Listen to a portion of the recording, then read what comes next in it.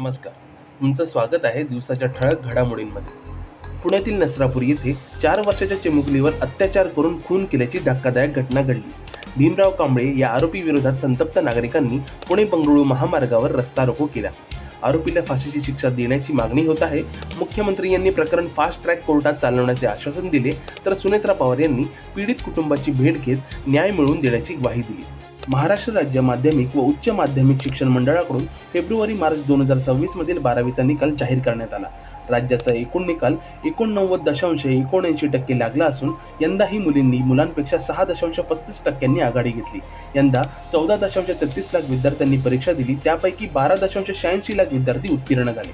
विभागनिहाय निकालात कोकण विभाग 94.14% पहिल्या क्रमांकावर, तर लातूर विभाग 84.14% शेवटच्या क्रमांकावर राहिला.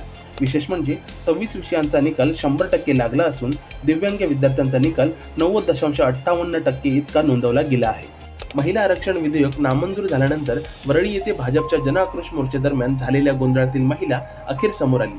टीना चौधरी असे तिचे नाव असून तिने त्या दिवशी घडलेल्या प्रकाराबद्दल पहिल्यांदाच खुलासा केला. वाहतूक कोंडीमुळे ती संतापल्याचं तिने सांगितलं. रस्ता पूर्णपणे अडवला गेल्याने सामान्य नागरिकांना त्रास होत होता, त्यामुळेच आपण संतापाच्या भरात प्रतिक्रिया दिली, असं ती म्हणाली. व्हायरल व्हिडिओमध्ये दिसणाऱ्या बाटली फेकण्याच्या प्रकारावरही तिने स्पष्टीकरण देत तो क्षणिक राग होता, कोणालाही इजा करण्याचा उद्देश नव्हता, असं तिने सांगितलं. या घटनेनंतर टीना चौधरी चर्चेत आली असून तिच्या वक्तव्यामुळे या प्रकरणाला नवं वळण मिळालं आहे. कोल्हापूरच्या टाकळा परिसरात विश्वासघाताची धक्कादायक घटना समोर आली आहे. घरात कामाला ठेवलेल्या सफाई कामगार महिलेने डॉक्टरांच्या घरातून आणि हॉस्पिटलमधून तब्बल 22,88,000 रुपयांचे सोन्या चांदीचे दागिने आणि रोकड लंपास केल्याचा आरोप आहे.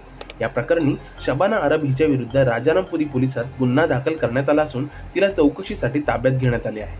या चोरीत 13 तोळे सोने, मंगळसूत्र, अंगठ्या, साखळ्या तसेच सुमारे 2 किलो चांदीच्या वस्तूंचा समावेश आहे. दरम्यान परिसरात सलग दुसऱ्यांदा अशा प्रकारची घटना घडल्याने नागरिकांमध्ये भीतीचे वातावरण असून पोलिसांनी घर कामगार ठेवताना सतर्क राहण्याचे आवाहन केले आहे.